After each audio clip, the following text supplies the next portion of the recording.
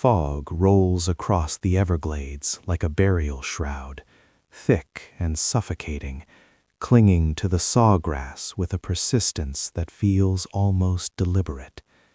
Out here, where the land refuses to be land and the water refuses to be water, there exists a threshold between what we remember and what we've chosen to forget. The cypress trees stand like sentinels in the shallow water, their knees breaking the surface in gnarled configurations that seem to warn away the curious. Spanish moss hangs in gray curtains from ancient branches, swaying without wind, as if moved by something beneath perception. This is the Florida that tourism brochures don't advertise. This is the Everglades in its truest form, a place where secrets don't just hide, they calcify into the landscape itself, becoming indistinguishable from nature. In the summer of 1932, while bread lines stretched around city blocks and shanty towns spread like infections across America's industrial heartland, something extraordinary was happening in these wetlands.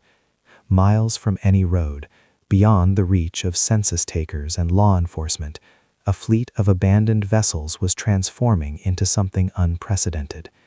These weren't pleasure craft or fishing boats. They were the discarded machinery of a collapsing economy, derelict steamships and rotting barges that had outlived their usefulness in a world that no longer had money to move cargo or transport goods. Someone, or perhaps many someones, had recognized potential in this maritime graveyard. What authorities would later call the ghost fleet was beginning to emerge from the swamp's embrace, though no newspaper would report it, no official record would acknowledge it, and no map would ever mark its location. The Great Depression didn't arrive in Florida the way it descended upon Detroit or Pittsburgh. There were no factory closures here, no silent assembly lines or padlocked steel mills. Instead, the collapse came as a slow strangulation of the state's fragile economy. The land boom had burst years earlier, leaving behind skeleton developments and empty lots that would never see construction.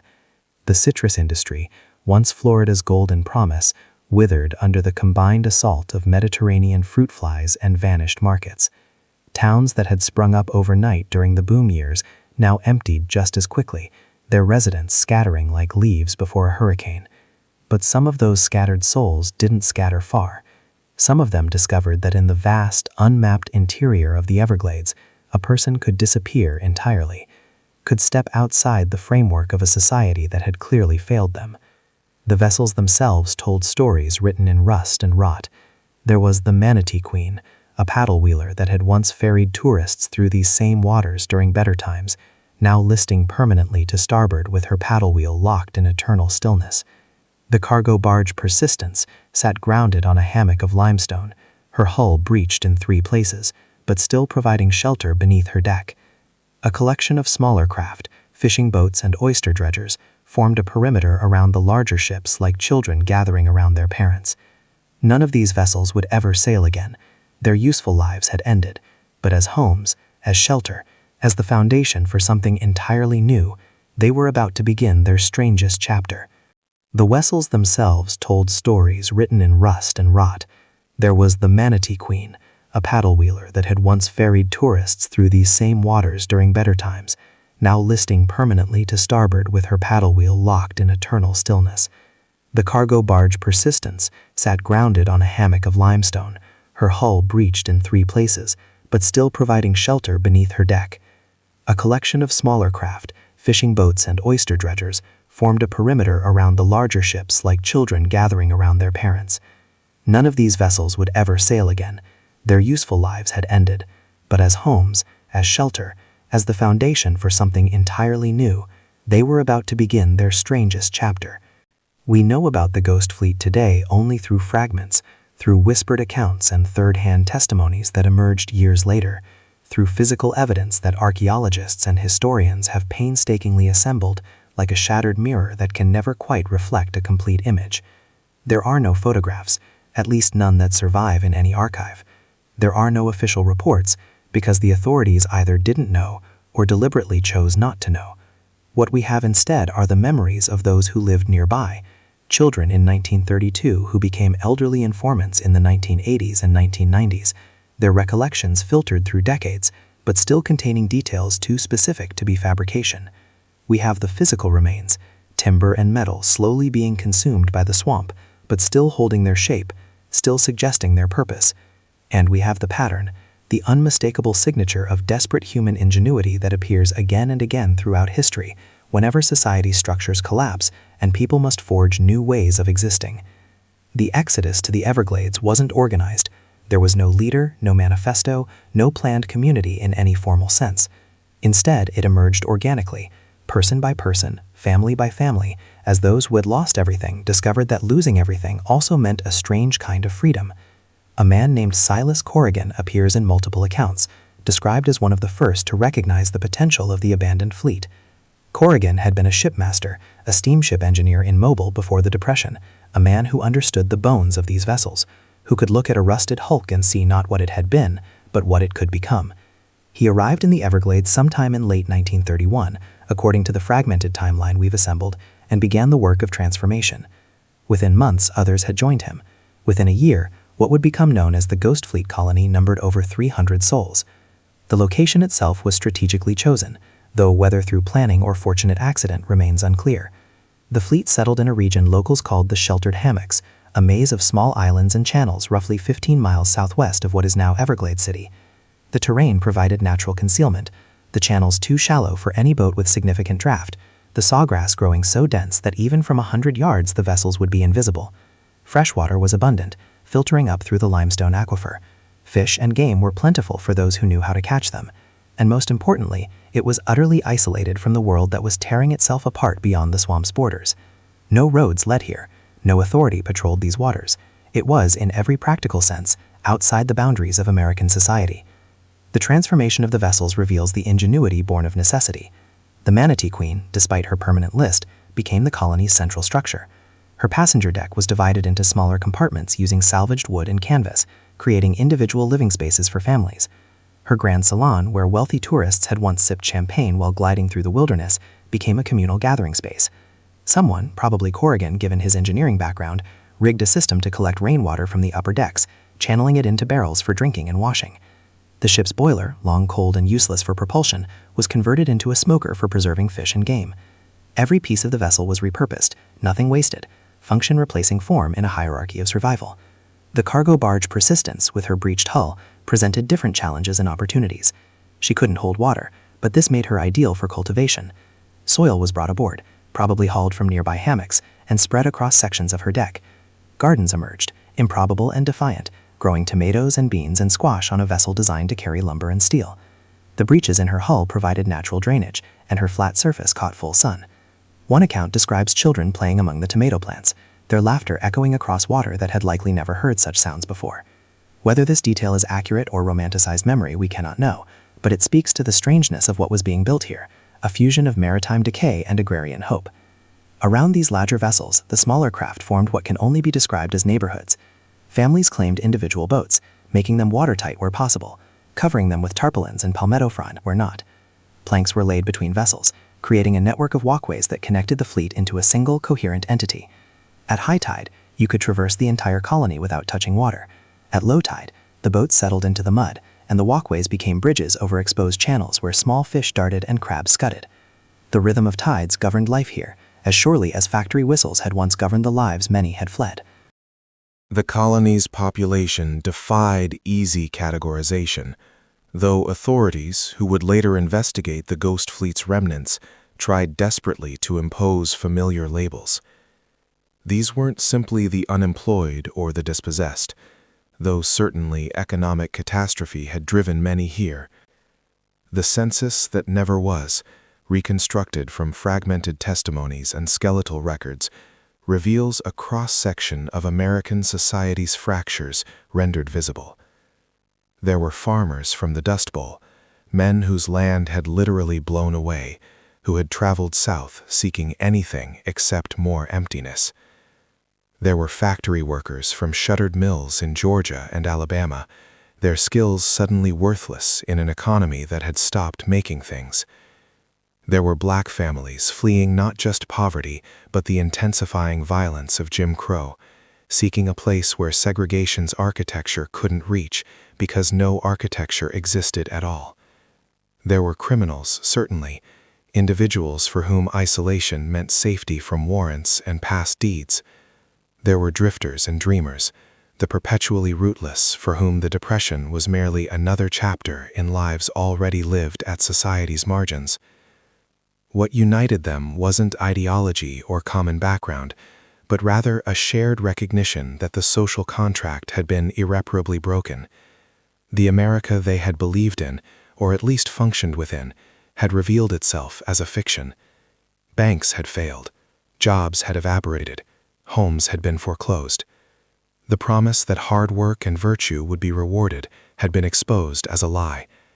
And so they had come here, to this impossible place, to build something that made a different kind of sense.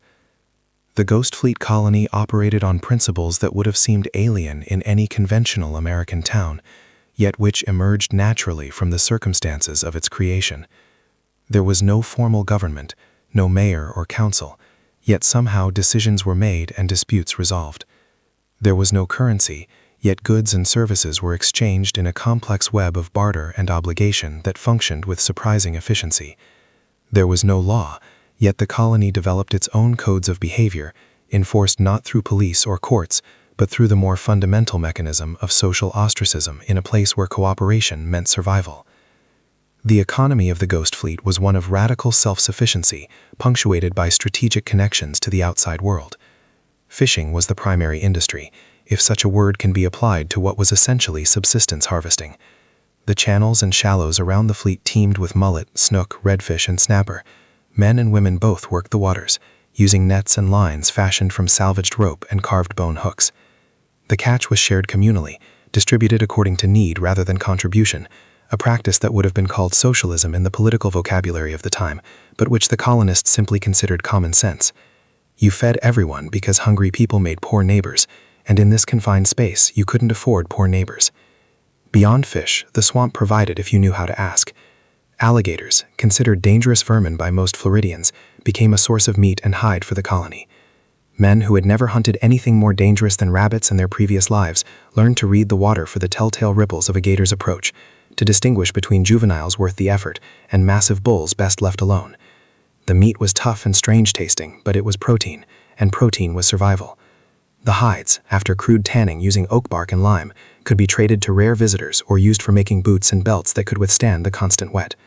Wild boar roamed the hammocks, descendants of Spanish pigs gone feral centuries earlier, and they too became targets for hunters who fashioned spears from cypress wood and fishing line. The gardens on the Persistence and smaller plots on various hammocks produced vegetables, though never enough. The Everglades soil, when you could find actual soil beneath the water and sawgrass, was either too sandy or too rich with organic matter that hadn't fully decomposed. Plants grew strangely here, some thriving beyond expectation while others withered for no discernible reason. There were successes, tomatoes that grew wild and abundant, beans that seemed to appreciate the humid heat, peppers that flourished with an intensity that made them almost inedible. There were failures, corn that rotted before it could mature, wheat that never even germinated, and soil it had no evolutionary memory of. The colonists learned through trial and catastrophic error, developing an agricultural knowledge unique to this specific environment, wisdom that would die with them because no one thought to record it. But pure self-sufficiency was impossible, and everyone knew it. Certain necessities couldn't be fashioned from sawgrass and salvaged metal. Salt was essential for preserving fish, and while some could be harvested from coastal areas, it was never enough. Flour couldn't be grown in sufficient quantities. Coffee, that seemingly frivolous luxury, became a currency of its own because its absence made the already difficult life feel unbearable. Ammunition for the handful of rifles and shotguns the colony possessed couldn't be manufactured in a swamp. Medicine, even the most basic remedies, required ingredients that didn't exist in the Everglades. And so the Ghost Fleet maintained tentative connections to the outside world it had ostensibly rejected. These connections ran through individuals who served as intermediaries, bridge figures who could move between the colony and conventional society. A man named Luther Gibbs appears repeatedly in the fragmentary record, described as operating a small trading post on the Turner River, the nearest point of contact between the Ghost Fleet and the towns to the north. Gibbs, himself living on society's margins, would accept smoked fish, alligator hides, wild honey, and carved wood items from colony representatives, trading them for flour, salt, ammunition, and whatever else the colonists desperately needed.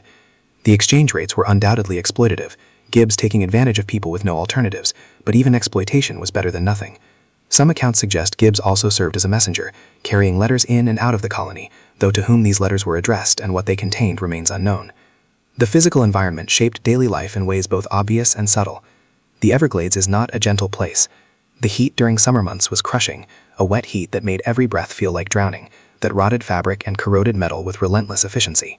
Mosquitoes arrived in clouds so dense they appeared as gray fog, their collective whine a soundtrack to madness. The colonists burned smudge fires constantly, green wood producing smoke that provided some relief, but also made eyes water and lungs ache. Clothing became minimal during these months, reduced to the bare minimum modesty required, and even that felt like too much. The elderly and very young suffered particularly, their bodies less able to regulate temperature, and the colony's makeshift cemetery on a small hammock grew steadily. Winter brought different challenges. The Everglades doesn't experience winter in any northern sense, but temperatures could drop into the 40s, and when you live on water in vessels designed for different purposes, 40 degrees becomes penetrating cold. The colonists learned to layer clothing, to keep fires burning through the night, to huddle together for warmth in ways that would have been scandalous in conventional society, but which were simply practical here. The cold also brought the only real respite from insects, weeks when you could exist without constant assault, when the air felt almost comfortable. Hurricanes represented existential threats. The 1932 season was relatively mild, but everyone remembered the catastrophic 1928 storm that had killed thousands around Lake Okeechobee. The Ghost Fleet's colony offered some protection, the maze of hammocks and channels breaking up wave action, the surrounding sawgrass absorbing wind energy. But a direct hit would have obliterated the colony. When storms threatened, and they threatened every summer and fall, the colonists prepared as best they could. Vessels were secured to trees using every rope available. Supplies were moved to the highest points on the largest ships. People huddled in the most protected spaces and waited, knowing that survival was partly skill, but mostly luck. That the colony lasted as long as it did suggests they were lucky more often than not. The social structure that emerged was fluid, yet surprisingly stable. Leadership, such as it existed, came from expertise rather than election. Silas Corrigan commanded respect on matters of engineering and ship repair. A woman named Delilah Hawthorne, a former nurse from Pensacola, became the colony's de facto medical authority, treating injuries and illnesses with a combination of conventional knowledge and improvised remedies learned from necessity. A black man known only as preacher, whether he had actually been a minister or simply possessed a spiritual authority that earned him the title, conducted baptisms and funerals, and provided whatever moral guidance the colony required. These individuals didn't rule, they simply filled necessary roles, and their authority extended only as far as their expertise. Disputes arose as they always do when humans live in proximity. Disagreements over resource allocation, accusations of theft, conflicts arising from the proximity of people with no privacy and no escape from each other. The colony developed informal mechanisms for resolution, gatherings where grievances could be aired and community consensus established. Serious transgressions, violence, or sexual assault resulted in banishment, the worst punishment imaginable in a place where the community was the only thing between you and the swamp's indifference. How often such banishments occurred, and what became of those expelled, the fragmentary record doesn't reveal. We know only that the colony maintained itself, that it didn't collapse into chaos despite having every reason to do so. Children grew up in the Ghost Fleet colony with an understanding of normalcy that would have been incomprehensible to their peers in conventional America. For them, home wasn't a house on a street with a number and a mailbox. Home was a repurposed fishing vessel where the floor moved with the tide, where walls were canvas stretched over timber frames, where the smell of fish and smoke and swamp water was simply the smell of existence.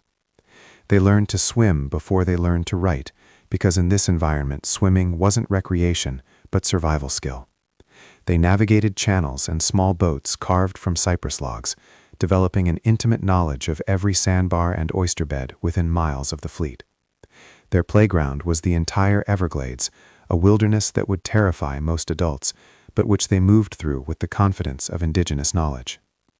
Education in the Ghost Fleet was irregular and improvised, yet perhaps more practical than what was being offered in many Depression-era schools.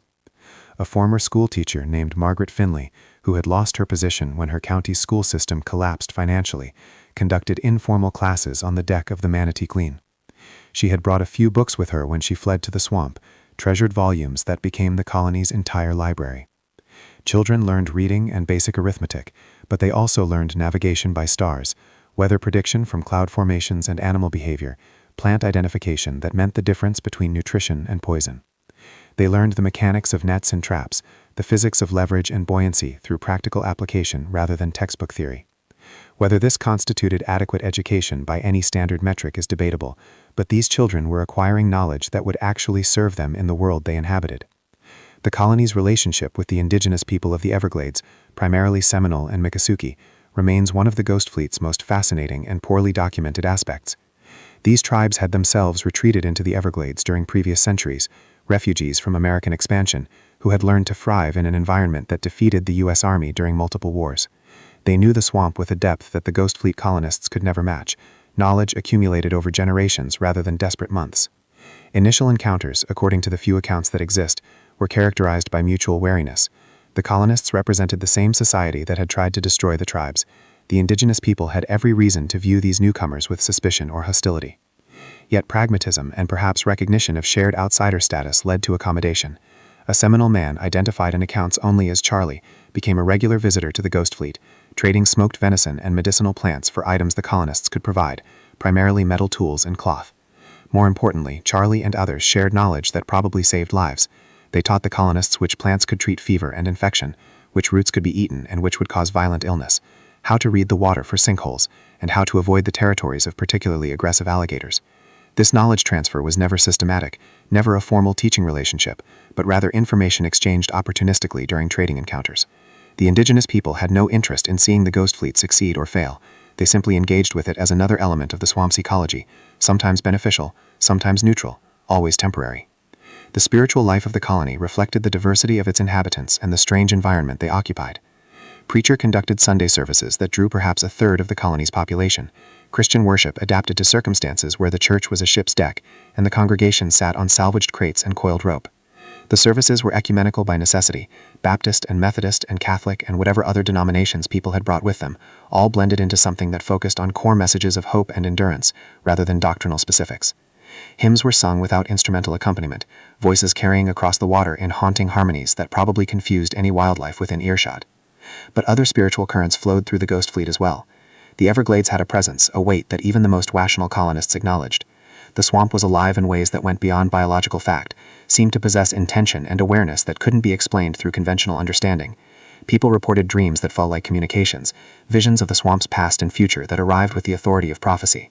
A woman named Sarah Montrose claimed to receive messages from the water itself, warnings about coming storms or locations where fish would be plentiful. Others dismissed her as disturbed, but enough of her predictions proved accurate that even skeptics paid attention when she spoke. Whether this represented genuine supernatural perception or simply acute observation of natural patterns processed through a mystical framework, the practical result was the same. Sarah's warnings were heeded. The boundary between the living and the dead felt thinner in the Ghost Fleet than in conventional society. People vanished into the swamp with disturbing regularity, taken by alligators or snakes, lost in channels that all looked identical, drowned when boats capsized or simply when exhaustion overcame them in water too deep to touch bottom. Bodies weren't always recovered. Funerals were often conducted without remains, just words spoken over empty water and whatever personal effects the deceased had left behind. The colony cemetery on its small hammock held perhaps 30 marked graves by 1933, but this number represented only those whose bodies had been found and could be buried. The actual death toll was certainly higher. How much higher, no one could say. These deaths created a population of ghosts, not supernatural entities but absent presences that haunted the colony's collective consciousness. Conversations referenced people who were gone as if they might return at any moment. Children were named after the disappeared, keeping their memory alive in new life. The vessels themselves seemed to accumulate these absences, spaces that had belonged to specific individuals becoming almost shrine-like after their deaths, maintained by others but never fully reoccupied.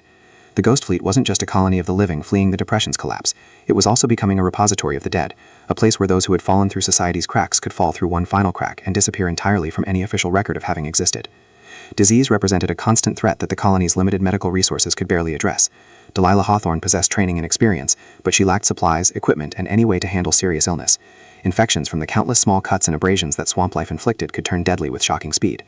Dysentery swept through the colony periodically, turning strong adults into dehydrated husks within days. Malaria, carried by the ever-present mosquitoes, produced cycles of fever and chills that left victims weakened for weeks. Hawthorne did what she could with boiled water, clean bandages made from torn cloth, herbal remedies that sometimes helped and sometimes didn't. She set broken bones and stitched wounds using fishing line when proper sutures weren't available. She delivered babies, including several born on the Ghost Fleet who knew no other home, who entered the world to the smell of fish and the sound of water lapping against hull. The births deserve particular attention, because they represented both hope and the colony's most profound vulnerability. Each pregnancy was a gamble with appalling stakes. Without proper prenatal care, without the ability to handle complications, maternal and infant mortality rates in the Ghost Fleet were probably comparable to frontier settlements a century earlier.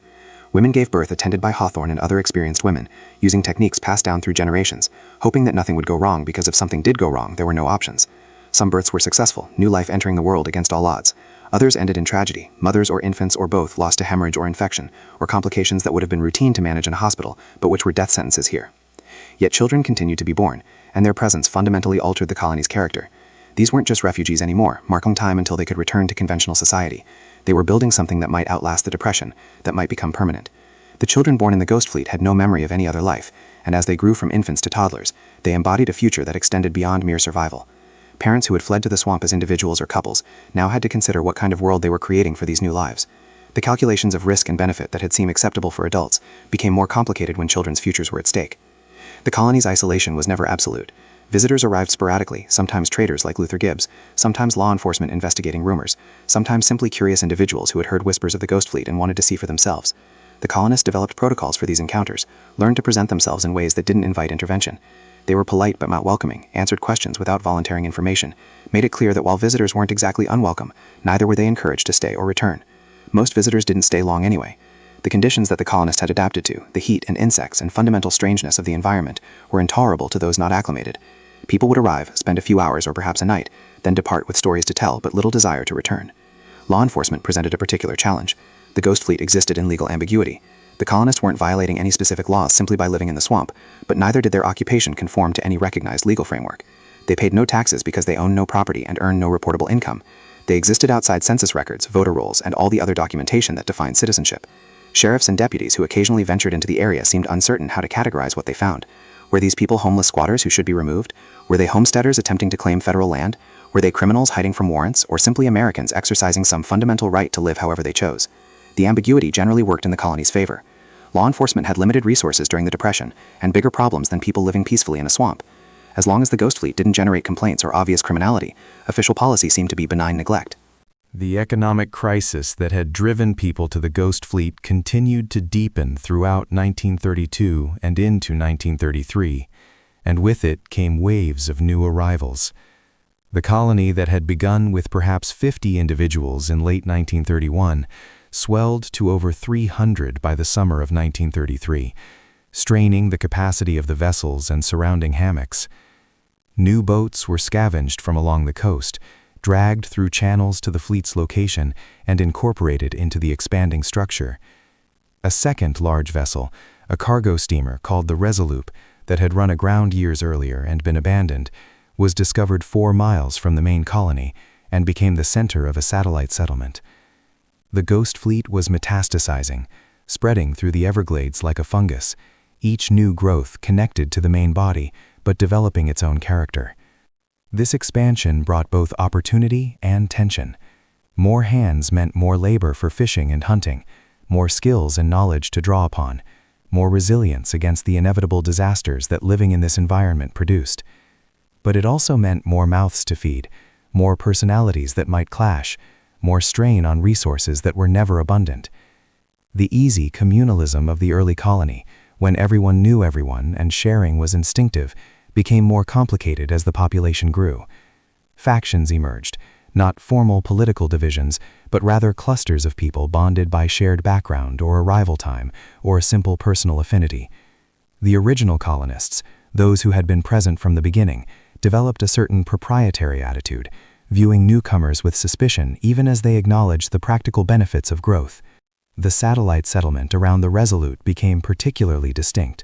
It attracted those who found even the Ghost Fleet's loose structure too confining, individuals whose flight from society had been motivated not just by economic collapse, but by deeper alienation. The Resolute colony developed a reputation for harboring criminals, though whether this was accurate or simply the main colony projecting its own anxieties onto the satellite is difficult to determine. What's certain is that the Resolute operated with even less formal organization than the main fleet, that disputes there were more likely to be resolved through violence than consensus, that it became the destination for those expelled from the primary colony for violations serious enough to warrant banishment, but not serious enough to be simply killed. Communication between the main Ghost Fleet and the Resolute settlement was irregular, conducted through individuals who traveled the 4-mile channel route carrying messages and occasionally trade goods. The relationship was neither hostile nor particularly cooperative, more like neighboring countries that maintained diplomatic contact without close alliance. People moved between the settlements, sometimes permanently relocating, sometimes just visiting, creating a broader network of swamp refuge that spanned nearly 8 miles of Everglades. From the perspective of anyone in the outside world, this entire network remained invisible, existing in a pocket of space that maps ignored and official consciousness couldn't perceive. The year 1933 brought changes to America that rippled even into the Coast Fleet's isolation. Franklin Roosevelt's inauguration and the subsequent flood of New Deal programs represented the federal government's first serious attempt to address the Depression's catastrophic effects. The Civilian Conservation Corps, the Works Progress Administration, the Agricultural Adjustment Act, all these alphabet agencies created employment and hope where neither had existed. For some Ghost Fleet colonists, these programs represented a potential path back to conventional society, a chance to rejoin the America they had fled. A trickle of departures began, individuals or families deciding to risk the outside world again to see if Roosevelt's promises might actually materialize into food and work. But others viewed the New Deal with suspicion or outright contempt. They had been betrayed by government promises before, had watched institutions fail and leaders prove incompetent or corrupt. Why should Roosevelt be different? Why should they trust that this time the system would actually work for people like them? And beyond political skepticism, there was the deeper question of whether they even wanted to return. Life in the Ghost Fleet was brutal and uncertain, but it was also free in ways that conventional society could never be. No boss controlled your labor, no landlord could evict you, no bank could foreclose. You succeeded or failed based on your own effort and the community's collective support, not on economic forces controlled by distant men in expensive suits. For some colonists, that freedom was worth the hardship, worth the disease and danger and constant struggle. The debate over whether to stay or leave fractured the colony in ways that previous challenges hadn't. Families split, with some members departing while others remained. Friendships dissolved over accusations of cowardice or foolishness, depending on which choice someone made. The departures changed the colony's character, generally taking those who were younger and more optimistic about their prospects in conventional society, leaving behind a more concentrated population of the deeply alienated and those with nowhere else to go. The Ghost Fleet's demographic began to skew older, more hardened, more committed to an existence outside mainstream America, not as a temporary measure, but as a permanent stance. Those who left rarely returned, but their stories filtered back through Luther Gibbs and other intermediaries. Some found work with the CCC, laboring on conservation projects that ironically often involved draining or controlling the very Everglades ecosystem that had sheltered them. Others rejoined family they had abandoned years earlier, attempting to rebuild relationships severed by desperation and pride. A few managed to reclaim something approximating their pre-Depression lives, finding jobs and housing and stability. But many discovered that the outside world remained as hostile and unforgiving as when they had fled it, that the New Deal's benefits were unevenly distributed and often didn't reach those most in need, that the stain of poverty and homelessness was hard to wash away even when circumstances improved. These people sometimes attempted to return to the Ghost Fleet, but found the journey back more difficult than the journey away, found that the colony they remembered had changed, or that their own capacity to endure swamp life had atrophied during their time outside. The physical infrastructure of the Ghost Fleet continued to evolve through 1933 and 1934, developing sophistication that would have seemed impossible during the early desperate months. A system of rainwater collection expanded across all the major vessels, gutters and channels directing water into a network of barrels and cisterns that provided drinking water even during dry periods. Someone, possibly Silas Corrigan, though the attribution is uncertain, designed a crude sewage system that channeled human waste away from the living areas and into specific sections of swamp where the ecosystem could process it. The gardens on the Persistence and other vessels became more productive as colonists learned through experimentation what would grow and what wouldn't, developing a horticultural knowledge base specific to this bizarre environment. A workshop emerged on one of the larger barges, a space dedicated to repair and fabrication. Here, using salvaged tools and materials scavenged from 100 sources, colonists maintained the equipment that kept the fleet functional. Nets were repaired, boats were patched, tools were sharpened and reshaped when they broke. A man named Henry Kovacs, a former machinist from Birmingham, became the workshop's primary operator, his skills translating from factory precision to improvised swamp engineering. Kovacs could look at a broken piece of equipment and envision how to fix it using whatever materials were available, could transform scrap metal into fish hooks or pry bars or boat fittings. His workspace became a kind of shrine to human ingenuity's triumph over resource scarcity, every surface covered with items in various states of transformation from ash to tool. The social calendar developed rhythms beyond mere survival. Saturday evenings often featured gatherings on the Manatee Queen's deck, where colonists would share whatever recreational elements they could muster. Someone had a harmonica and could play a limited repertoire of folk songs and hymns. Others would dance, awkward and enthusiastic, to rhythms that existed more in memory than in the actual music. These gatherings served crucial psychological functions, creating moments when life felt like more than just grinding effort to stay alive, when community bonds were reinforced through shared pleasure rather than shared hardship.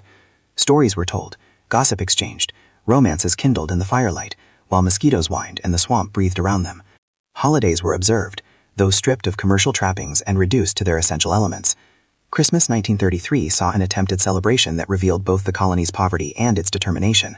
A cypress tree was cut and erected on the Manatee Queen's deck, decorated with items carved from wood and shells, with strips of bright cloth salvaged from who knows where. There were no presents in any conventional sense, but people crafted small items for each other: a carved spoon, a net mended with particular care, a drawing scratched onto a piece of smooth driftwood. Children, especially the ones born in the fleet, who had never known any other Christmas, seemed delighted by the novelty. Adults participated with emotions more complex, finding joy in the moment while mourning Christmases past when abundance had been taken for granted. The new year of 1934 arrived with both hope and foreboding. America was showing signs of recovery, tentative and fragile but real. Employment numbers were improving. Banks were restabilizing. The panic that had characterized 1931 and 1932 was giving way to a sense that perhaps the worst had passed. For the Ghost Fleet, this meant continued attrition as colonists departed, chasing opportunities that hadn't existed a year earlier. The population began a slow decline from its peak, dropping from over 300 to perhaps 250 by spring. But with recovery came renewed attention from authorities who had previously been too overwhelmed to care about people living peacefully in a swamp. The federal government's expanding reach under the New Deal included increased oversight of public lands, and the Everglades, even the unmapped interior regions, technically fell under various jurisdictions. Rumors of the Ghost Fleet had been circulating for years, but now officials in Miami and Tallahassee began to take serious interest. The colony represented an administrative anomaly, a population existing outside the systems of taxation and regulation and documentation that defined modern governance. From a bureaucratic perspective, this couldn't be allowed to continue indefinitely. The first official visit came in March 1934, a delegation consisting of 2 federal land agents, a county sheriff, and a representative from the Florida Department of Health. They arrived via motorboat, guided to the Ghost Fleet's location by Luther Gibbs, who apparently saw no conflict between serving as the colony's trading partner and leading authorities directly to them.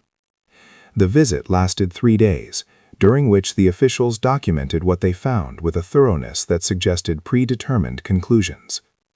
They photographed the vessels, interviewed colonists, inspected living conditions, and compiled a report that characterized the Ghost Fleet as a public health hazard and potential criminal refuge requiring immediate intervention. The colonists' response to this inspection was divided. Some cooperated fully, hoping that transparency might demonstrate they posed no threat and should be left alone. Others refused to engage, retreating into the swamp, or simply declining to answer questions. Silas Corrigan served as the colony's unofficial spokesman, a role he had never sought, but which fell to him by virtue of his seniority and respect within the community. His arguments to the officials emphasized the Ghost Fleet's peaceful nature, its self-sufficiency, its function as refuge for people who had nowhere else to go. He pointed out that the colony generated no crime, required no government services, caused no problems for anyone. Why couldn't they simply be left alone? The officials' response was bureaucratic rather than hostile. They explained that the issue wasn't criminality but legality. The colonists were occupying federal land without permission. They were living in conditions that violate health and safety standards. Children were growing up without proper education or medical care. Regardless of the colony's peaceful intentions, it couldn't be allowed to continue in its current form. The delegation departed with promises that recommendations would be forthcoming, that the situation would be addressed through proper channels. The implied threat was clear, even if not explicitly stated. The Ghost Fleet's days of benign neglect were ending. News of the official visit spread through the colony like illness, generating anxiety that manifested in different ways. Some colonists began immediate preparations to depart, reasoning that if government intervention was inevitable, better to leave on their own terms than be forcibly removed. Others adopted a defiant posture, declaring that they would resist any attempt at eviction, that authorities would have to drag them out of the swamp. Meetings were held, arguments conducted, but no consensus emerged. The Ghost Fleet had always operated through loose voluntary cooperation rather than unified decision-making, and this crisis revealed the limits of that approach. Corrigan attempted to organize some kind of legal defense, reaching out through intermediaries to lawyers in Miami who might represent the colony's interests. But legal representation required money the colonists didn't have, and the legal questions themselves were complex. What rights did people have to occupy public land? Could the government forcibly remove them? What about the children born in the fleet, who had never lived anywhere else? The lawyers Corrigan contacted offered sympathetic words but little practical help. The law, as it existed in 1934, provided few protections for people in the colonists' situation. Through the spring and summer of 1934, the Ghost Fleet existed in suspended animation, waiting for the other shoe to drop. The threatened intervention didn't come immediately, bogged down in the same bureaucratic machinery that had generated it. Months passed with no further official contact, and some colonists began to hope that perhaps the government had forgotten them. The inspection had been an isolated incident unlikely to be repeated. This hope was naive but psychologically necessary, a way to continue functioning in the face of uncertain futures. During this period of anxious waiting, the colony's character continued to evolve. A grimness settled over the fleet, replacing the earlier sense of adventurous defiance. People who had once viewed their swamp existence as temporary now confronted the possibility that it might end not through their choice, but through external force. This realization produced different responses in different individuals. Some became withdrawn, depressed, moving through daily routines mechanically. Others became reckless, taking unnecessary risks as if daring the swamp to claim them before the government could. A few became violent, their anxiety manifesting as aggression toward anyone convenient to blame. One incident from this period illustrates the colony's deteriorating cohesion. In July 1934, a dispute over fishing territory between two men escalated from shouting to physical violence. One man, identified in accounts as Jackson, stabbed the other with a filleting knife, causing injuries serious enough to be life-threatening. Delilah Hawthorne managed to save the victim's life through hours of improvised surgery, but the incident shattered the colony's self-image as a peaceful refuge. Jackson was expelled immediately, sent away in a small boat with minimal provisions, his fate left to the swamp. The victim survived but never fully recovered, left with permanent damage that limited his ability to work and made him dependent on others' charity. The violence was treated as an aberration, but it revealed underlying tensions that had been building for years. The Ghost Fleet had functioned through voluntary cooperation and shared hardship, but these bonds were fragile, maintained through constant effort and goodwill that the current crisis was eroding. Small resentments became major grievances. Minor disputes escalated into feuds. The social fabric that had held the colony together began to unravel, thread by thread. Children who had previously moved freely throughout the fleet were now kept closer to their families as parents grew increasingly protective. The education that Margaret Finley had been providing became irregular, then stopped entirely when Finley herself departed in August, unable to tolerate the colony's deteriorating atmosphere. The gardens received less attention as people focused on immediate survival rather than long-term planning. Maintenance that should have been performed on the vessels was deferred or ignored.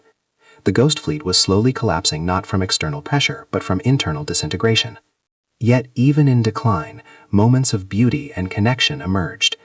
A wedding took place in September 1934, uniting two colonists who had met in the fleet and decided to formalize their relationship despite the uncertain future. Preacher conducted the ceremony on the Manatee Queen's deck at sunset. The entire colony gathered to witness. The colonists had no rings, no legal license, no official recognition of their union. What they had was community acknowledgement, spoken vows, and a commitment to face whatever came next together. The wedding provided a brief reprieve from anxiety, a reminder that life continued even in the midst of crisis, that hope could exist alongside fear. The autumn of 1934 brought hurricane season with unusual ferocity. A massive storm struck in early October, not a direct hit on the Ghost Fleet, but close enough to generate devastating conditions. For 36 hours, the colony was battered by winds that reached hurricane strength, rain that fell horizontally, storm surge that raised water levels 6 feet above normal. The colonists huddled in the most protected spaces they could find, listening to metal groan and wood splinter, wondering if each gust would be the one that tore everything apart. When the storm finally passed, the damage was extensive. 2 of the smaller vessels had been completely destroyed, torn from her moorings and smashed against cypress trees. Sections of the Manatee Queen's upper deck had been ripped away. The gardens on the Persistence were obliterated, months of cultivation reduced to muddy wreckage in hours. Miraculously, no lives were lost, though several colonists sustained injuries from flying debris. The community emerged from the storm exhausted but intact, and the shared ordeal temporarily restored some of the cohesion that had been eroding. People worked together to salvage what could be saved, to repair the worst damage, to rebuild shelters for those whose vessels had been destroyed. For a few weeks, the Ghost Fleet felt like it had in earlier days, when survival required cooperation and individual grievances were subordinated to collective necessity. But the hurricane's aftermath also accelerated the colony's decline in ways that weren't immediately apparent. The destruction had consumed supplies that couldn't be easily replaced, had damaged infrastructure that represented years of accumulated effort. The psychological toll was perhaps even greater than the physical damage. The storm had demonstrated the fundamental precariousness of the Ghost Fleet's existence, how quickly nature could erase everything they had built. For some colonists, this was the final evidence needed to justify departure. Why continue struggling against impossible odds when even success could be obliterated overnight? The trickle of people leaving became a steady stream through late 1934 and into 1935. The satellite settlement around the Resolute suffered even worse damage than the main fleet. The vessel itself had been pushed completely off its grounding, driven deeper into the swamp where it settled at a severe angle that made it essentially uninhabitable. The Resolute colony, never as organized or cohesive as the main fleet, essentially disintegrated in the storm's aftermath. Some of its inhabitants made their way to the main Ghost Fleet, seeking refuge among people who had previously kept them at arm's length.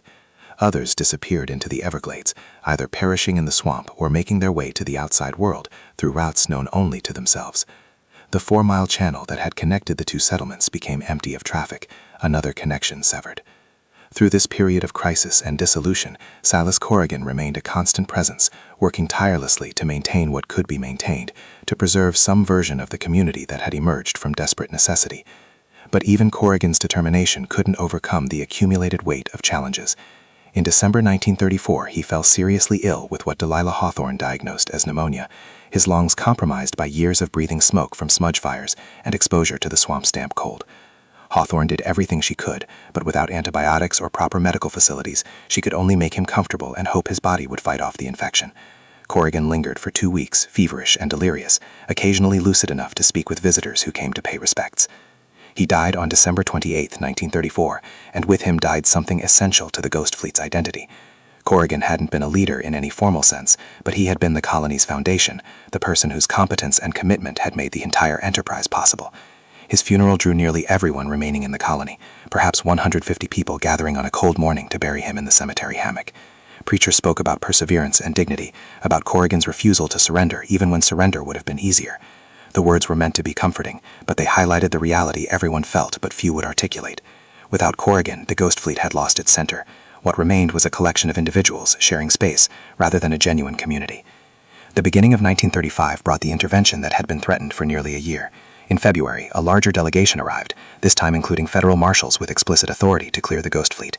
They came with warrants, legal documents, official pronouncements about violation of federal land use regulations and public health statutes. They also came with boats to transport colonists away, and with the implicit threat of force if cooperation wasn't forthcoming. The lead marshal, a man named Howard Brennan, attempted to approach the situation with a degree of humanity, acknowledging the colonists' difficult circumstances even as he insisted they had to leave. The evacuation, such as it was, proceeded over 5 days. Some colonists left voluntarily, accepting the government's offer of transportation to Everglades City, where social services would supposedly help them resettle. Others had to be physically removed, not violently resisting, but simply refusing to cooperate, forcing marshals to carry them bodily from vessels to boats. A few disappeared into the swamp before the marshals could reach them, vanishing into the sawgrass like ghosts, choosing wilderness over surrender. The exact number who escaped this way is unknown, but accounts suggest perhaps 20 to 30 individuals elected this option. The vessels themselves posed a practical problem. The government wanted them removed or destroyed, but the logistics of either option were daunting. The larger ships couldn't be moved through the shallow channels, and destroying them would require more effort than the operation could justify. The compromise solution was to render them uninhabitable. Marshals systematically stripped the vessels of any useful, removed all supplies and equipment, then damaged critical structural elements to ensure no one could live there again. The Manatee Queen's remaining upper deck was collapsed. The Persistence's hull was breached further. The smaller boats were either taken away or holed and sunk. By the time the operation concluded in late February, the Ghost Fleet existed only as wreckage, identifiable as human construction but no longer suitable for human habitation. The colonists transported to Everglades City found themselves in a situation almost as uncertain as the one they had left. The promised social services consisted primarily of temporary shelter in a converted warehouse and minimal food assistance. There were forms to fill out, bureaucrats asking questions about addresses and employment history and next of kin, questions that many colonists couldn't or wouldn't answer. Some provided false information, creating fictional identities that would allow them to disappear into conventional society. Others simply refused to engage with the process, sitting silently while officials grew increasingly frustrated. Within weeks, most of those who had been evacuated scattered. Some genuinely attempted to reintegrate into mainstream society, seeking work under New Deal programs or reconnecting with family they had abandoned years earlier. Others migrated to different margins, joining the populations of drifters and transients that still roamed Depression-era America despite economic recovery. A few attempted to return to the Everglades, not to the Ghost Fleet's ruins, but to other isolated locations where they might live undisturbed. Whether any of these attempts at return succeeded, the historical record doesn't reveal. Delilah Hawthorne ended up in Tampa, working as a cleaning woman in a hospital, her nursing skills unrecognized because she lacked proper credentials. She lived another 20 years, dying in 1955, but apparently never spoke publicly about her time in the Ghost Fleet. Preacher disappeared entirely, his fate unknown, possibly one of those who vanished into the swamp during the evacuation. Henry Kovacs found work in a Miami machine shop, his skills translating back to conventional employment, but he became an alcoholic and died in 1938 when he walked in front of a streetcar while intoxicated. The wedding couple from September 1934 made their way to New Orleans, where they lived together for another decade before the man was killed in a waterfront accident. The woman remarried and lived into the 1970s, but she too apparently never discussed the Ghost Fleet with her second family. The children born in the colony, those who had known no other home, faced particular challenges. They were placed in foster care or orphanages, separated from families that social workers deemed unfit, thrust into environments that must have seemed utterly alien. How they adapted, what psychological scars they carried, what memories they retained of their waterborne childhood, these questions have no clear answers. A few of these children were tracked by researchers decades later, elderly by then, but most refused to discuss their early lives or claimed not to remember. Whether the refusal and amnesia were genuine or defensive, a way to avoid confronting trauma or protecting privacy remains ambiguous. The Ghost Fleet itself continued to exist as physical wreckage for years after the evacuation. The swamp slowly reclaimed the vessels, vegetation growing over and through them, wood rotting and metal corroding, the boundary between human construction and natural environment gradually dissolving. Fishermen and hunters occasionally encountered the ruins, using them as landmarks or shelter during storms, but most people who saw them had no idea what they represented. The stories of the Ghost Fleet faded from even local memory, becoming at most a vague rumor, something someone's grandfather might have mentioned once, but with details so fragmentary as to seem possibly fictional. It wasn't until the 1980s that serious historical investigation of the Ghost Fleet began. Researchers studying Depression-era Florida came across fragmentary references in federal records, the reports from the 1934 inspection and 1935 evacuation. These documents provided coordinates and basic information, enough to locate the wrecks. Expeditions into the Everglades found the remains exactly where the old reports indicated, vessels that were by then barely recognizable, reduced to skeletal frameworks and scattered debris. Archaeological investigation revealed artifacts that told stories. Carved wooden toys suggested children's presence. Fishing equipment demonstrated subsistence methods. Personal items, buttons and combs and fragments of cloth, hinted at individual lives. The archaeological work proceeded slowly, hampered by the same environmental challenges that had made life difficult for the colonists. The Everglades doesn't preserve evidence the way dry environments do. Organic materials decompose rapidly in the wet heat. Metal corrodes. Even the vessels themselves, despite being substantial structures, were disintegrating into the swamp at an accelerating rate. Researchers worked against time, documenting what remained before it vanished entirely. They created detailed maps of the Ghost Fleet's layout, photographed artifacts in situ before removing them for preservation, collected oral histories from the few surviving individuals who had any connection to the colony. The oral histories proved both invaluable and frustrating. The people willing to speak were mostly elderly, their memories filtered through decades and often contradictory with each other. Some described the Ghost Fleet in almost utopian terms, a place of freedom and community where people looked after each other. Others characterized it as desperate and miserable, a last resort for people with no alternatives. Both versions were probably true, reflecting different experiences and perspectives, different moments in the colony's evolution from hopeful refuge to dissolving failure. The researchers learned to look for patterns rather than definitive facts, to assemble a mosaic understanding from fragments that didn't always fit together cleanly. One particularly valuable informant was a woman named Ruth Calloway, who had been a child in the Ghost Fleet from 1932 until the 1935 evacuation. Calloway, interviewed in 1987 when she was in her early 60s, provided details that no written record contained. She remembered the layout of the Manatee Queen's passenger deck, which families had lived in which compartments.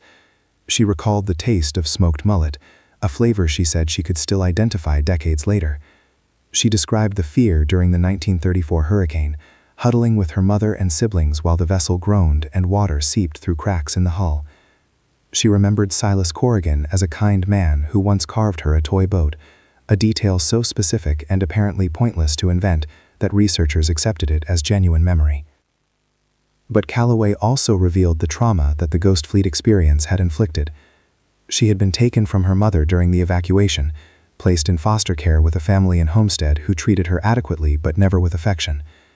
She had spent her childhood feeling displaced, never quite belonging anywhere, haunted by memories of a place that no longer existed and that no one around her understood or cared about. She had married young, possibly seeking the stability and connection she had lost, but the marriage had been unhappy and ended in divorce. She had struggled with depression throughout her adult life, though she couldn't say definitively how much of this stemmed from her Ghost Fleet childhood versus other factors. What she could say was that being torn from the only home she had known, regardless of that home's objective inadequacy, had damaged something fundamental in her sense of security and belonging. The researchers who spoke with Calloway and other survivors faced ethical questions about how to present the Ghost Fleet's story. On one hand, it represented a fascinating case study of community formation under extreme conditions, of human resilience and adaptability. The colonists had created something functional from nothing, had sustained themselves in an environment that defeated most people, had maintained social cohesion despite every challenge. This was a story of triumph, of Americans refusing to surrender to economic catastrophe. On the other hand, it was also a story of desperation, suffering, and ultimate failure. Children had grown up malnourished and uneducated. People had died from preventable illness. The colony had dissolved not through external force alone but through internal collapse, its members ultimately unable to sustain the level of cooperation that survival required.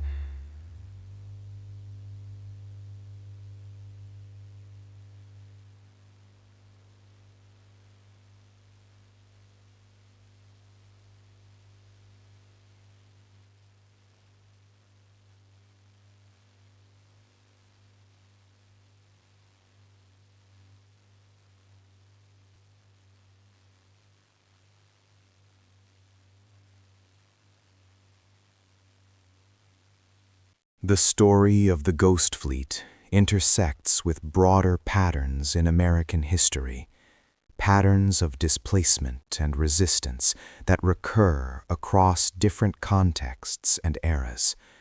The impulse to flee collapsing social structures, to seek autonomy beyond the reach of failing institutions.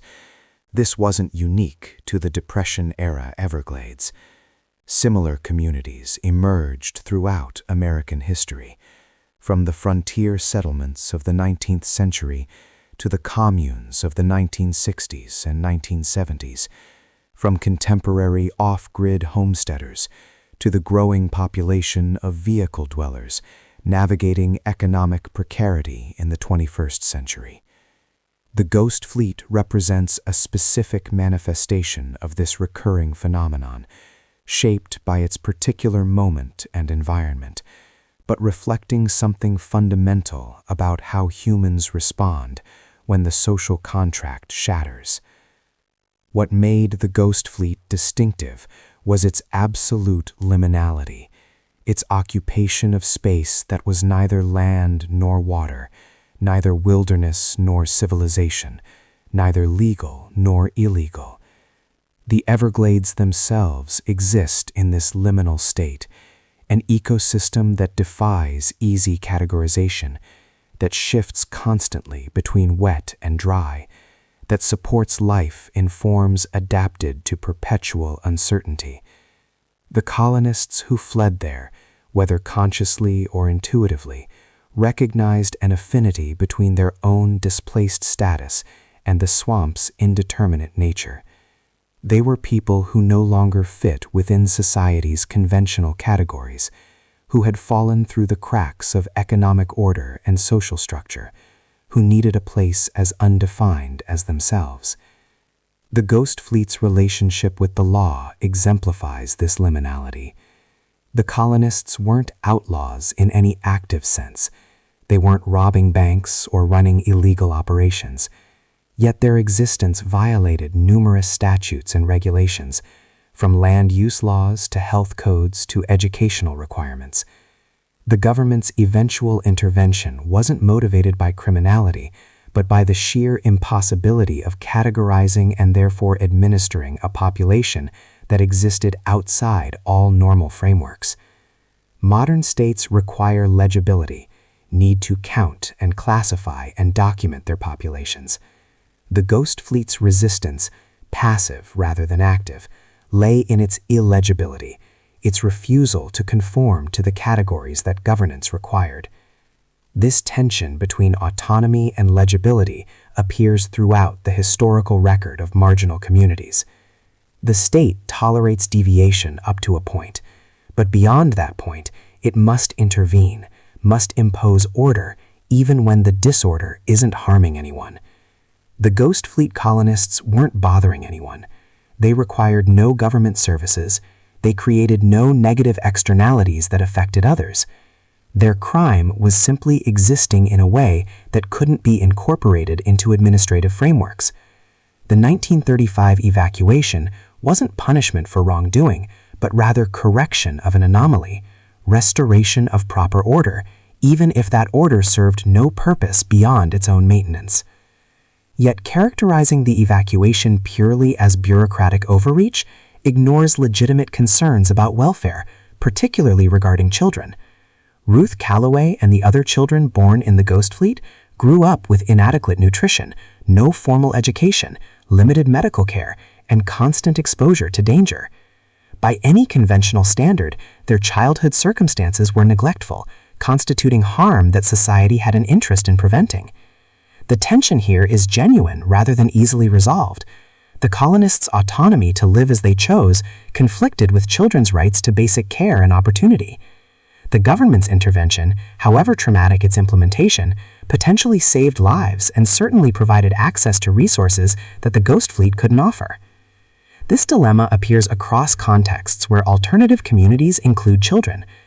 Do adults' rights to reject mainstream society extend to making that choice for minors who lack the capacity to consent? How much risk and deprivation is acceptable in pursuit of alternative values? These questions don't have universal answers, only case-by-case judgments that reflect underlying assumptions about freedom, harm, and state authority. The Ghost Fleet forces us to confront these questions without easy resolution, to acknowledge that both the colonists and the government intervening against them had legitimate concerns that couldn't be fully reconciled. The environmental dimension of the Ghost Fleet story deserves particular attention. The Everglades ecosystem is extraordinarily fragile, despite its appearance of wild abundance. The colonists' presence inevitably impacted the environment in ways both obvious and subtle. Fishing pressure affected local populations, hunting altered game distribution. Human waste, even with the crude sewage system Corrigan devised, introduced pollutants. The physical presence of the vessels and the modifications made to support habitation changed hydrology and vegetation patterns. From an ecological perspective, the Ghost Fleet represented an intrusion, human activity in an area that would have been better left undisturbed. Yet this perspective requires acknowledging that the Everglades had never been pristine wilderness untouched by human presence. The Seminole and Miccosukee had been living in and shaping this ecosystem for centuries before the Ghost Fleet appeared. Their impact was less intensive than the colonists, more integrated with natural cycles, but it was still impact. The idea of wilderness as separate from humanity is itself a modern construction, one that erases indigenous presence and ignores the complex ways humans and ecosystems co-evolve. The Ghost Fleet's environmental impact was real, but framing it as desecration of pristine nature misunderstands both the ecosystem's history and the nature of human environmental relationships. The Seminole and Miccosukee perspectives on the Ghost Fleet, to the extent they can be recovered, add crucial dimensions to the story. These tribes had their own complex relationship with American society, having fought wars to resist removal and maintain autonomy in the Everglades. They understood survival in this environment in ways the colonists never could, possessed knowledge accumulated across generations rather than desperate improvisation. Their interactions with the Ghost Fleet, trading and sharing information, suggest a degree of recognition, or at least pragmatic acceptance. But we should be cautious about romanticizing this relationship, or assuming indigenous people viewed the colonists with sympathy rather than suspicion. Contemporary tribal members, interviewed by researchers in the 1990s and 2000s, expressed mixed views about the Ghost Fleet. Some saw it as part of the broader pattern of white Americans disrupting and degrading the Everglades, another example of people taking without understanding. Others acknowledged the colonists' desperate circumstances and the irony that they were fleeing the same society that had oppressed indigenous peoples. A few noted that the Ghost Fleet's story had become visible in ways that indigenous experiences in the Everglades often weren't, that white refugees received historical attention and even sympathy, while native peoples' ongoing struggles remained marginalized. These perspectives complicate any simple narrative about the Ghost Fleet's meaning or significance. The question of what happened to those who disappeared into the swamp during the 1935 evacuation remains one of the Ghost Fleet's enduring mysteries. Did they perish quickly, unable to sustain themselves without the colony's collective resources? Did they survive for months or years before eventually succumbing or returning to civilization? Did some make permanent homes in the Everglades, living out their lives in isolation so complete that no record of them survived? The swamp keeps its secrets well, and bodies that enter the Everglades often never emerge. Alligators, bacterial decomposition, and the simple impossibility of searching vast wetlands mean that people can vanish without trace. Occasional rumors surfaced over the years, reports from hunters or fishermen of encountering hermits living deep in the Everglades, individuals who fled when approached, whose camps suggested long-term habitation. Whether any of these represented former Ghost Fleet colonists is impossible to verify. The Everglades has always attracted people seeking maximal isolation, before the Ghost Fleet and continuing to the present. These individuals might have been former colonists, or they might have been entirely unrelated hermits, or they might have been figments of imagination, stories that grew in the telling until they seemed like memories of actual encounters. One particular account, never verified but persistent in local folklore, describes a man encountered in the late 1940s by a group of scientists conducting bird surveys. The man was elderly, living in a crude shelter built into a hammock, surviving through fishing and whatever else he could scavenge. He refused to give his name or explain his presence, became agitated when the scientists pressed for information, eventually disappeared into the sawgrass before they could learn more. The description matched no one specifically missing from the Ghost Fleet, but the timing and location were plausible. If this encounter actually occurred, if the man was a former colonist, he had survived alone in the swamp for over a decade, an achievement that seems almost superhuman, but which isn't technically impossible. The psychological dimensions of the Ghost Fleet experience warrant deeper examination, particularly regarding the trauma of displacement and the challenges of reintegration. The colonists who were evacuated in 1935 didn't simply return to the lives they had left years earlier. They had been fundamentally changed by their time in the swamp, had adapted to ways of living and thinking that didn't translate back to conventional society. The skills they had developed, reading water conditions and predicting weather from subtle environmental cues, had no application in urban environments. The social patterns they had internalized, the loose cooperation and fluid authority structures, conflicted with the hierarchies and regulations that governed mainstream life. Many former colonists struggled with what we would now recognize as post-traumatic stress, though that diagnostic framework didn't exist in 1935. They experienced nightmares, anxiety, difficulty trusting institutions or authority figures. They found it hard to adapt to the structure and predictability of normal life after years of constant uncertainty and improvisation. Some turned to alcohol or other substances to manage their distress, leading to the kind of spiral that killed Henry Kovacs. Others withdrew socially, unable or unwilling to form connections with people who hadn't shared their experience and couldn't understand what they had endured. The shame attached to having lived in the Ghost Fleet compounded these difficulties. Depression-era America was already judgmental about poverty and homelessness, viewing economic failure as character failure, despite the systemic causes. Admitting to having lived in a swamp colony marked someone as desperate, incompetent, possibly criminal. Most former colonists learned quickly to conceal their past, to invent alternative histories, or simply deflect questions about where they had been during certain years. This concealment, while protective, also meant they couldn't process their experiences through sharing and discussion, couldn't find community with others who understood what they had endured. They remained isolated by secrets, carrying burdens they couldn't articulate. The children faced particular challenges, their developmental years shaped by an environment radically different from mainstream society. Those who had been very young during the Ghost Fleet years sometimes retained few conscious memories. Those psychological impacts likely persisted in ways they didn't recognize or connect to their early experiences. Older children, like Ruth Calloway, had explicit memories that haunted them, creating a sense of dislocation that never fully resolved. They had belonged completely to the Ghost Fleet community during their time there, but that community no longer existed. They didn't belong in the foster homes or institutions where they were placed, viewed as charity cases or problems to be managed. They spent their lives searching for belonging they had lost and could never recover. Some former colonists, particularly those who left voluntarily before the final evacuation, successfully integrated into mainstream society. They found work, established homes, raised families, and became indistinguishable from people who had never fled to a swamp. But even for these apparently successful individuals, the Ghost Fleet remained a hidden chapter, something they might mention only late in life, if at all, a secret that shaped them in ways they might not fully understand. The experience had taught them things about survival and self-reliance, about the fragility of social order and the importance of community, lessons that influenced how they navigated the world, even if they never articulated them explicitly. The broader implications of the Ghost Fleet story extend to contemporary questions about homelessness, economic displacement, and alternative communities. The population currently living unhoused in America, estimated at over 500,000 people on any given night, faces many of the same pressures that drove the Ghost Fleet's formation. Economic catastrophe has rendered them unable to maintain conventional housing. Social services are inadequate or inaccessible. They must create survival strategies outside mainstream structures, forming communities in tent encampments or vehicle clusters that share the Ghost Fleet's characteristics of improvisation and mutual aid. Modern authorities respond to these encampments much as they responded to the Ghost Fleet, viewing them as problems to be eliminated rather than symptoms of systemic failure requiring deeper solutions. Sweeps clear encampments, scattering their inhabitants and destroying whatever stability they had created. The stated justifications echo those from 1935, concerns about public health and safety, about proper use of public space, about maintaining administrative order.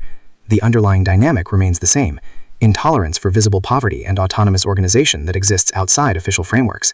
Yet contemporary understanding of homelessness has evolved in ways that might have benefited the Ghost Fleet colonists.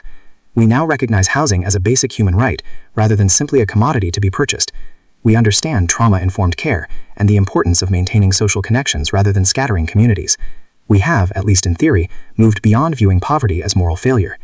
These developments suggest that if the Ghost Fleet existed today, the response might be different, more focused on providing genuine support than on simply eliminating the visible anomaly. But we should be skeptical of this optimistic reading. Contemporary homeless encampments face sweeps and criminalization, despite our supposedly enlightened understanding. The Ghost Fleet's isolation in the Everglades protected it for years, precisely because it was invisible to most Americans.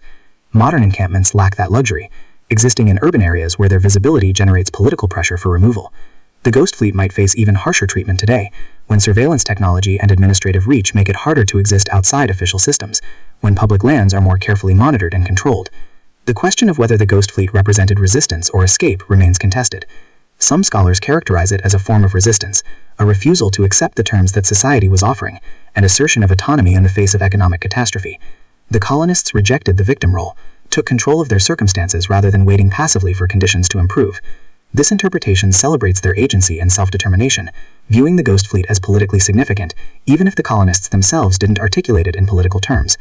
Others argue that the Ghost Fleet was fundamentally escapist, a retreat from political engagement rather than a form of resistance.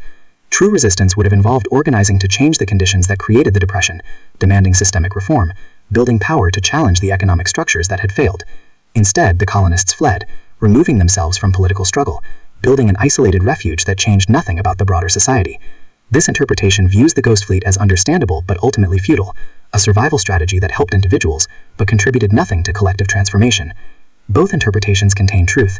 The Ghost Fleet was simultaneously resistance and escape, autonomy and isolation, achievement and failure. The colonists created something remarkable from nothing, sustained themselves against impossible odds, built community from desperate necessity.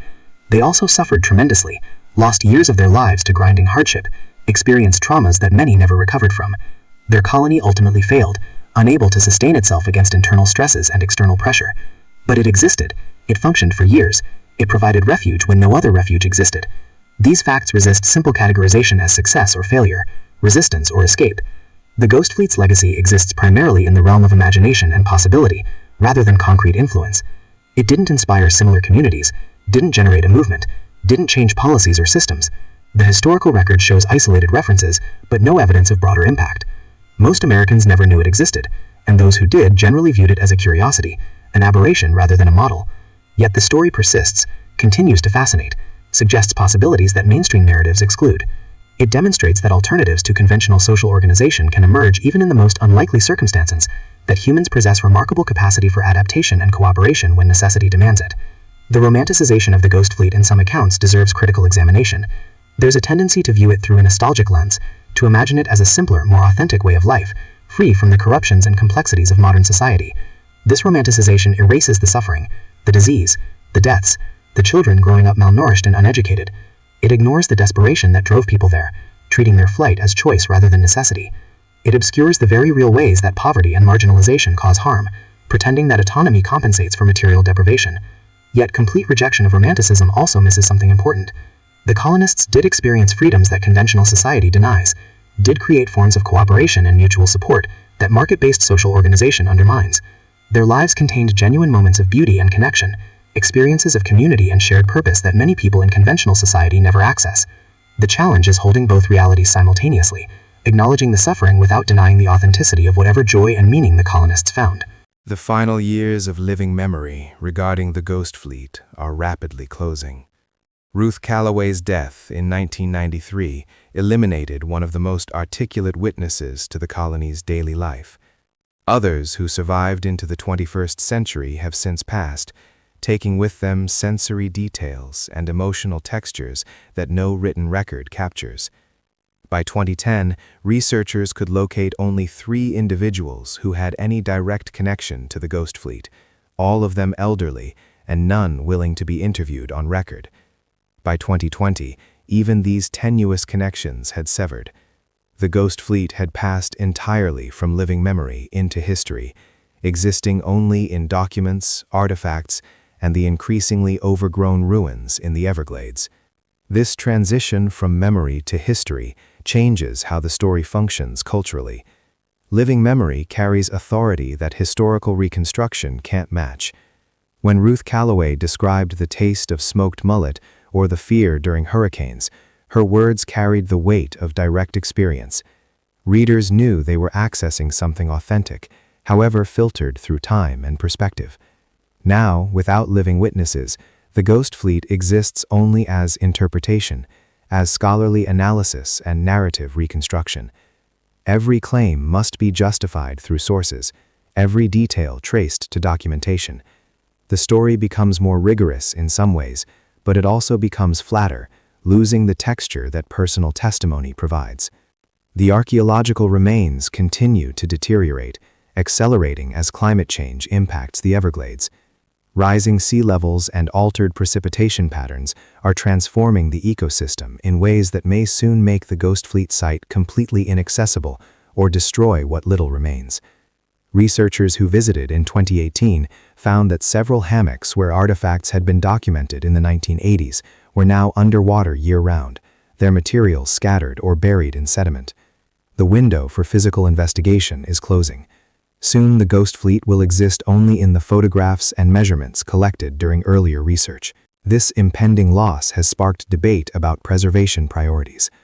Should resources be devoted to documenting and preserving Ghost Fleet artifacts, or should those resources address more pressing historical sites and contemporary needs?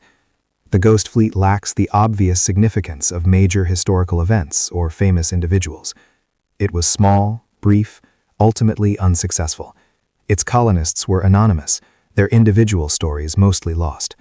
From a triage perspective, it might seem reasonable to let the Ghost Fleet fade, to focus preservation efforts on sites with clearer educational value or broader public interest. Yet, the argument for preserving the Ghost Fleet rests on different grounds than conventional historical significance. It represents a type of experience, a pattern of human response to crisis, that deserves documentation precisely because it falls outside mainstream narratives. History dominated by the famous and powerful provides incomplete understanding of how most people actually lived. The Ghost Fleet offers insight into Depression-era survival strategies that official records ignore, into community formation among the marginalized, into the complex negotiations between autonomy and security that ordinary people navigate during extraordinary times. The ethical questions surrounding how to tell the Ghost Fleet's story have evolved as cultural understanding of exploitation and representation has developed. Early accounts, written primarily by white academics, often failed to adequately consider indigenous perspectives or to question their own assumptions about civilization and wilderness. They sometimes portrayed the colonists as noble savages or tragic victims, frameworks that flatten complex human experience into simplistic narratives. More recent scholarship has attempted to address these limitations, to present the Ghost Fleet with appropriate nuance and acknowledge the gaps in our understanding.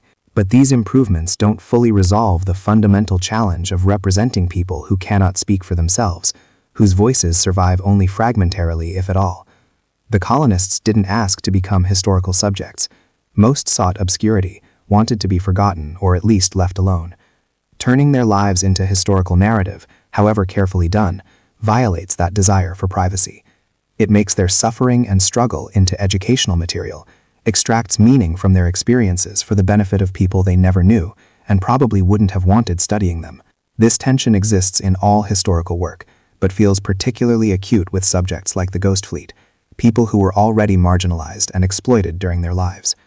They fled to the Everglades seeking escape from a society that had failed them, and now that same society, or its descendants, claims the right to examine and interpret their escape. There's a kind of colonization happening here, a taking of stories and experiences for purposes the original actors didn't intend or approve. The fact that this colonization is conducted with scholarly rigor and good intentions doesn't eliminate the problem. One partial response to this dilemma involves foregrounding uncertainty and acknowledging limitations. Rather than claiming definitive knowledge about the Ghost Fleet, scholars can emphasize what isn't known, what can't be recovered, what remains mysterious. This approach maintains intellectual honesty while creating space for the colonists' autonomy, admitting that much of their experience remains inaccessible and perhaps should remain so. It resists the temptation to create false coherence, to fill gaps in the record with speculation presented as fact. The physical landscape where the Ghost Fleet existed continues to face threats beyond climate change. Development pressure in South Florida remains intense despite environmental protections. Proposals periodically surface for projects that would impact the Everglades, whether directly through construction or indirectly through altered water flow and quality. The ecosystem that sheltered the Ghost Fleet is itself endangered, facing an uncertain future as human demands on it intensify. This connection between environmental preservation and historical understanding deserves emphasis. We can't fully understand the Ghost Fleet without understanding the Everglades, and we can't preserve the Everglades without understanding its human history, including difficult chapters like the Ghost Fleet.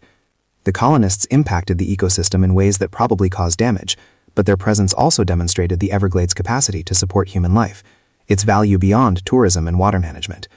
Preserving the Everglades means preserving the full complexity of its history, not just the aspects that fit comfortable narratives about pristine nature. The question of what lessons the Ghost Fleet offers contemporary society admits no easy answers. It tempts us to draw parallels, to see the Depression-era colonists as mirrors for current populations facing displacement and precarity. These parallels exist but require careful handling. The Ghost Fleet emerged from specific historical conditions that aren't simply replicable. The 1930s Depression, while devastating, operated differently than contemporary economic challenges. The Everglades frontier that the colonists exploited no longer exists in the same way, both because the ecosystem has changed and because administrative reach has expanded. Yet certain patterns do repeat. Economic collapse still drives people to desperate measures. Communities still form in marginal spaces when mainstream society excludes people. Autonomy still conflicts with security, individual freedom with collective responsibility. The Ghost Fleet doesn't provide a blueprint for contemporary action, but it does demonstrate possibilities and limitations that remain relevant. It shows both what humans can achieve through cooperation and improvisation, and what they cannot overcome through willpower alone. The story's ongoing fascination likely stems from its embodiment of contradictions that remain unresolved in American consciousness. The tension between individualism and community, between freedom and security, between resisting failed systems and working within them to create change. These remain live questions without clear answers.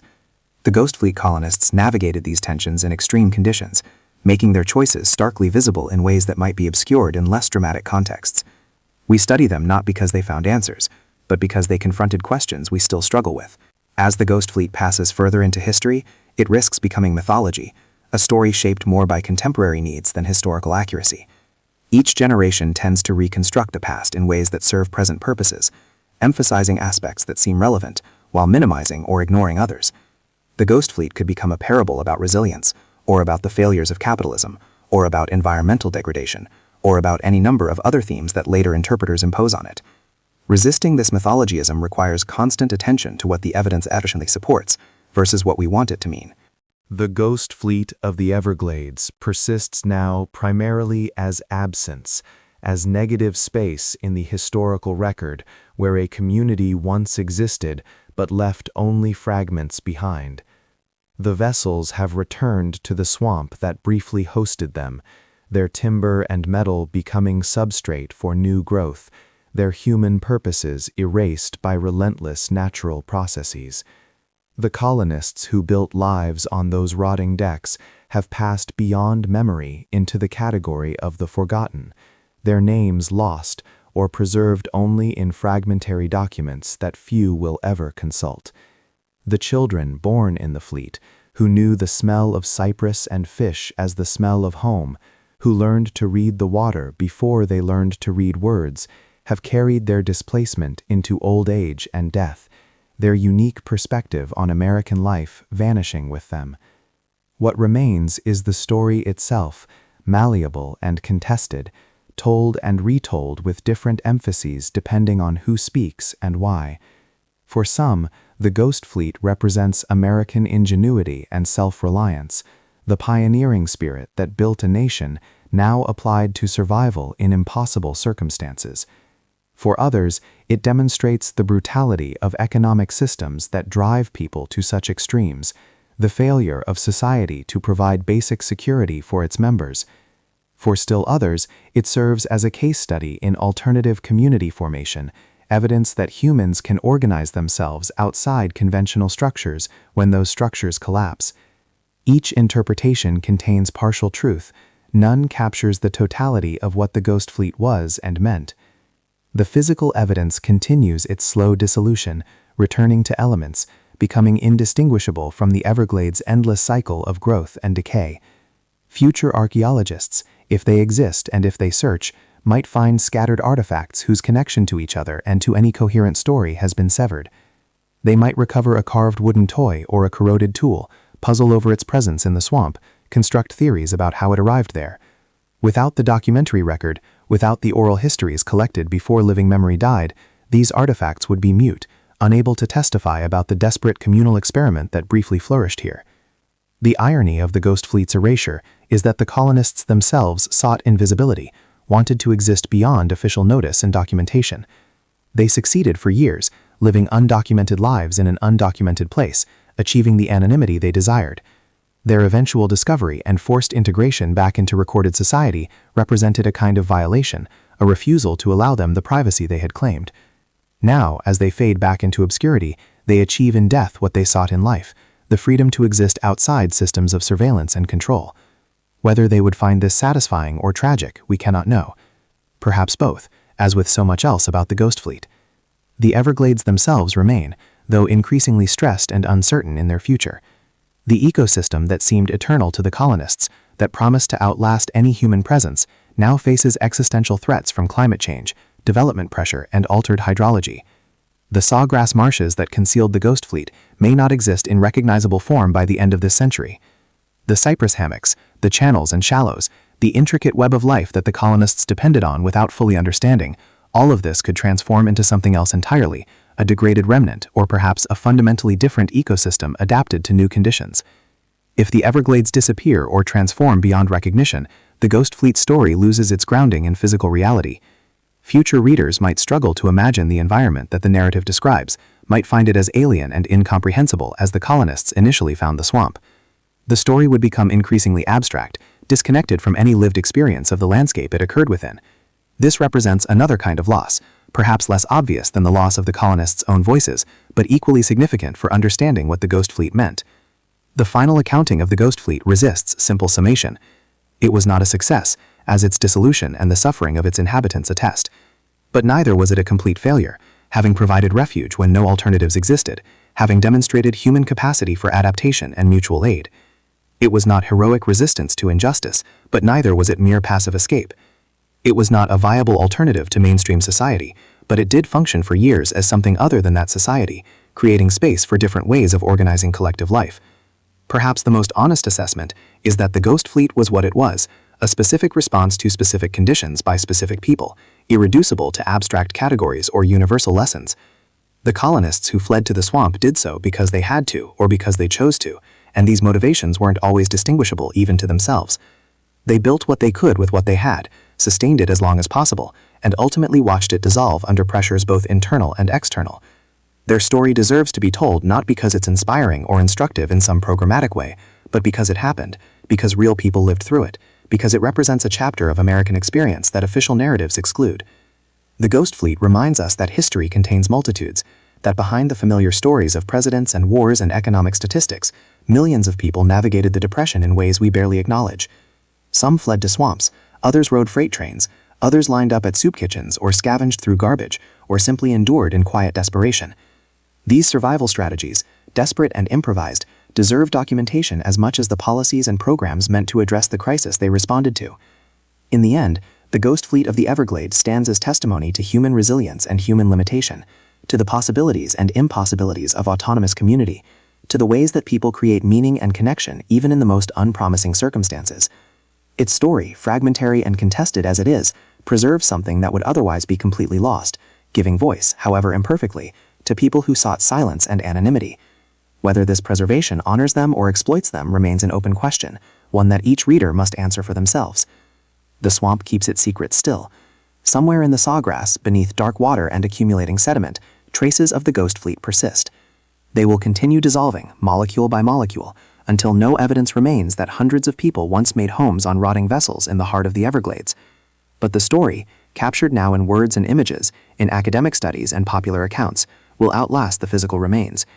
It will persist as long as anyone cares to remember that in 1932, when America was collapsing, some of its citizens built a fleet of ghosts in the Florida wilderness and called it home.